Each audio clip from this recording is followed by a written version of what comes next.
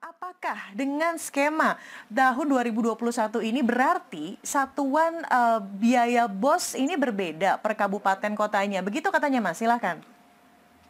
Betul, satuan biaya BOS itu akan berbeda di tiap kabupaten kota. Dan ini sangat berarti karena salah satu tujuan satuan biaya disusun secara manjemuk ini adalah untuk menekan ketimpangan atau kesenjangan antar wilayah. Yang tadinya itu sangat tidak adil bagi wilayah-wilayah di mana biaya konstruksi, biaya beli barang itu jauh lebih mahal, dia malah lebih dirugikan lagi. Padahal tingkat sosioekonomi di daerah-daerah itu sudah biasa relatif lebih rendah dari daerah lain. Jadinya ini benar-benar equalizer, suatu menutupi ketimpangan dan kesenjangan antara wilayah. Jadi cara kita melakukan penghitungan itu ada dua indikator, yaitu satu adalah indeks kemahalan konstruksi atau IKK, dan satunya lagi adalah indeks peserta didik di tiap wilayah di kabupaten dan kota. Gitu. Wilayah dengan IKK yang tinggi dan IPD yang rendah, maka satuan biaya di wilayah tersebut dengan kenaikan satuan biaya yang tinggi. Gitu. Wilayah dengan IKK yang sedang dan IPD yang sedang, maka satuan biaya di wilayah tersebut dengan kenaikan satuan biaya yang sedang. Jadi ini benar-benar transformasional menurut saya, karena selama ini kita menghitungnya hanya per anak aja. Jadi bayangkan di kepulauan-kepulauan di mana sekolah itu udah indeks kemahalannya tinggi, ya, udah gitu jumlah muridnya lebih kecil, padahal ada minimum cost untuk mengoperasionalkan sekolah. Jadinya ini luar biasa menurut saya suatu perubahan, terutama untuk daerah-daerah kita yang paling membutuhkan. Oke, noted Mas Menteri. Berikutnya juga apakah ini kebijakan BOS 2021 juga berlaku untuk BOP PAUD dan BOP kesetaraan? Ya, kebijakan yang kami rancang ini merupakan upaya mewujudkan sinergitas ya, peran pemerintah pusat dan pemerintah daerah dengan penyelenggara pendidikan.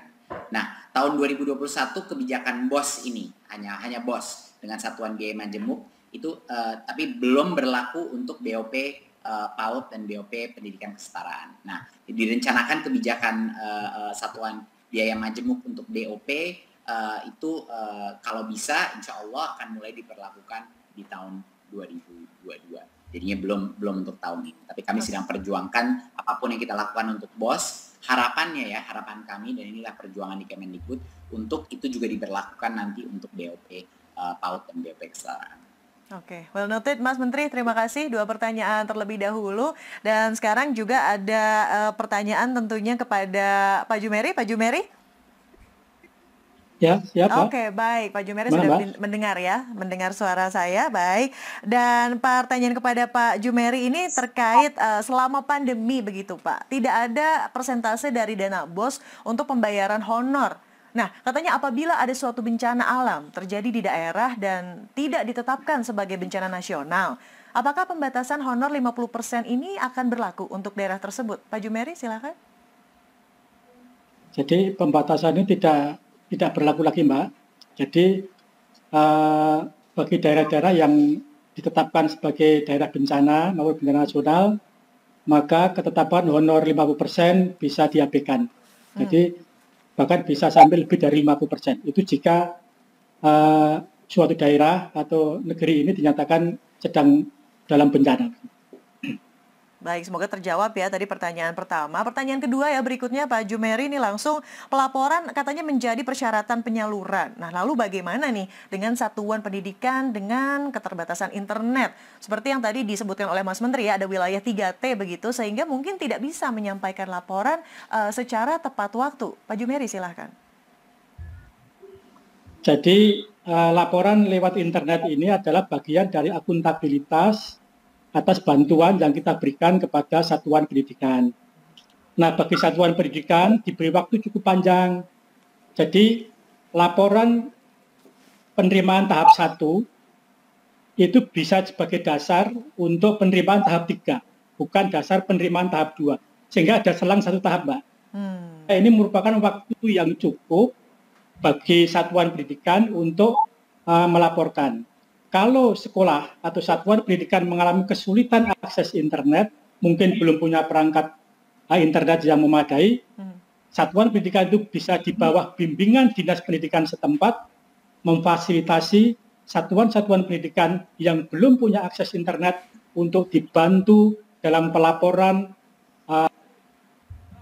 Ada afirmasi khusus lewat BOS untuk sekolah swasta. Silakan. Iya, jadi ini untuk mengingatkan masyarakat bahwa dana BOS itu bukan hanya untuk sekolah negeri, dana BOS itu untuk semua sekolah ya, baik sekolah swasta maupun sekolah negeri.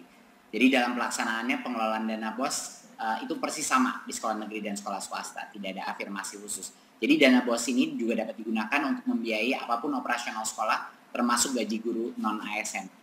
Jadinya pasti apalagi di daerah-daerah yang paling membutuhkan, ya daerah-daerah dengan tingkat sosioekonomi dan yang lebih rendah dan indeks kemahalan yang lebih tinggi, reformasi dana BOS ini dan peningkatan biaya satuannya itu akan sangat membantu baik sekolah negeri maupun sekolah swasta. Oke, noted.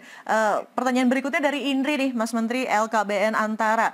Bagaimanakah dengan sekolah yang jumlahnya mungkin siswanya sedikit dan besaran satuan daerahnya kecil? Apakah katanya tidak dirugikan dengan mekanisme seperti itu?